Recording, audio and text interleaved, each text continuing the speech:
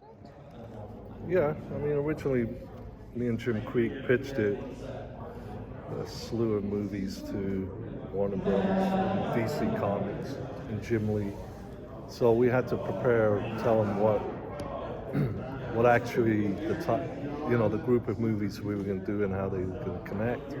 So we had a loose outline of what we could take it towards, and then they agreed with it. But then through once we got going, we found out different ways to approach the plot line and the characters. So this originally wasn't going to be the version that was finally filmed. We were going to do Green Arrow and John Stewart traveling in a convertible across the USA, like the Denny O'Neil, Neil Adams storyline. But unfortunately for me, it's like that's way too many backgrounds. It's going to cost us. It's going to kill us. We don't have the budget. I felt getting the space, I can deal with that because space backgrounds are easy. They're not easy, but you can differ. It's easier on design for the guys to paint and things like that, other than going from state to state. Originally, we were going to look for, in the original version, they were on a trek to find other superheroes, so that was still in hiding or hadn't come out yet. But again, because of budget restraint, I had to go, space. Let's get up there. When it came to casting for Jon Stewart, what was the voice casting process like? Well, me and Wes Gleason, he sends me a couple of actors that he thinks would be right for what I was thinking as far as a version of him. And Phil Lamar, of course, from Justice League Unlimited, he was kind of like the barometer. And once he showed me Aldis's stuff, and I'd seen one or two Aldis films before, but until he showed me a couple of roles he did on TV, I was like, okay, yeah, that's the voice, the voice that fits in our heads of what he should sound like. What is it about Green Lantern that you love the most? Well, I think it is the Jon Stewart, that whole storyline of him being a Marine sniper or ex-Marine sniper, and now he has to come to terms with his past, and he doesn't want to fight anymore, plus he has PTSD. And then all of a sudden you're thrust into something and given a ring by a little blue guy, and now all of a sudden your world's changed and you're in space and you're not prepared for any of that, and you're not prepared to use the ring, and so it's all a big step, learning process. And yeah, the wonder of the Green Lantern Corps has always been a thing as far as being able to, I guess they were space policemen or something to keep order in the universe. And I, even as a kid when I read it, I used to read some of the Gil Kane ones and Gardner Fox. But again, the only ones that really mattered to me were the later core, when you see them out in the universe and doing more science fiction-based things other than Earth-based. So that could be subconscious, why I said, okay, let's get to space. Yeah, I was going to ask if there was something that you always wanted to see with the Green Lantern universe that you made sure you put in this movie. Well, I wanted to see a lot of the other core in the movie, and we have him in there, but it's all, a lot of it's in flashback and things like that. And here's the other problem with animation is budget-wise. I can throw 30 of them in, but I can't give them dialogue because we're only allowed a certain amount of actors allowed per film, and they usually double up a voice or two. But with that many Lantern Corps, I just couldn't give them a voice, So that's the only unfortunate part. Are there any other stories involving the Green Lantern, if you got a chance to jump on another project that you'd like to explore? I mean, I liked some of the Green Lantern Rebirth and things like that, but that's a whole, it's a whole art to get into. And I think James Tucker, when he was doing his animated films, it was really based on the New 52 and all that stuff, the Rebirth thing. But other than that, no. Why select characters like Hot Girl and Green Arrow to be with? Well, originally, again, it was supposed to be the Denny O'Neil, Neil Adams, Green Arrow, and Green Lantern, because that was the original comic. And then, because we wanted to go John Stewart, I guess we felt, well, Hot Girl, in the Justice League Unlimited had a relationship with him, so maybe we can reignite that, or at least for that fan base, that's been clamoring for it for the last 20 years. In regards to the PTSD, how important was it to make sure that that was still part of the, his journey and dealing with that? Yeah, I mean, again, it kind of gives a good sense, a different point of view for the character instead of him.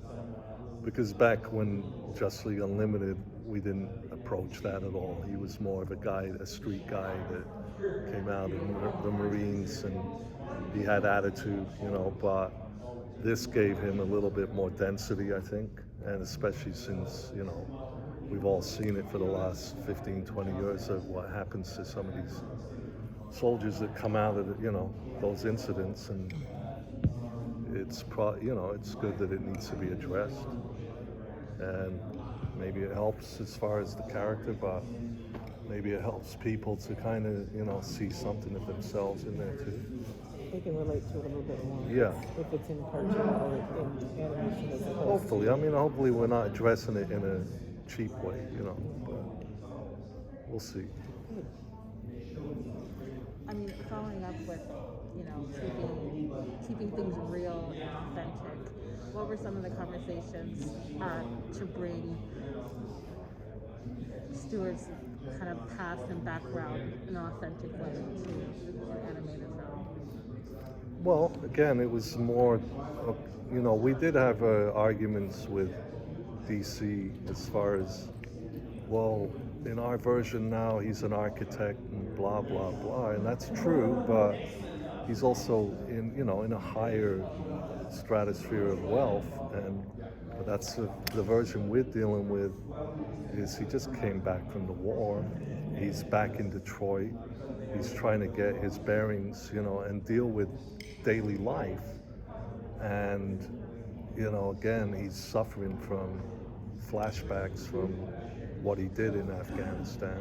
So we just didn't feel like all of a sudden he's an architect, and doing well, that isn't going to work, And this way it's a different avenue, but I think it's stronger. With a lot of the DC animated films, they just seem like story-wise, they connect a lot between Flashpoint and a lot of the others that come out of the years. And then some of the live action, maybe not as much story-wise. So is it just more of the freedom on the animated side? What are your thoughts? Well, yes and no. I mean, the reason we have to connect from film to film something, again, is actually because of the money. But if I did a different version every film and didn't kind of build from film to film, we couldn't reuse certain things, vehicles, backgrounds, props. We couldn't, if I did a different style every film, we'd have to start all over again. And part of it, why we do it this way and create a longer story arc is to offset some of the costs. But in another way, it kind of works because you get to build the characters up towards, some kind of event. But that's really the main restraint from, there are other producers and they're doing one or two particular movies, but after James stopped doing his films, I had to carry on, and so I had to create, on the same basis as him, a storyline that carries through for, I don't know, 10 films maybe. So it's because of the cost of every time we have to start over and create new design, new backgrounds, or a new style would have been prohibitive to the cost of doing these. I mean, if we were doing feature, it'd be a lot different. We could do budgets a lot higher, but these are still, TV-based budgets. What was your favorite part about making this project? The end. That's what they all say. Did it? All right. The beginning, when I didn't know that we were going to get in all this trouble. We ended up in lockdown.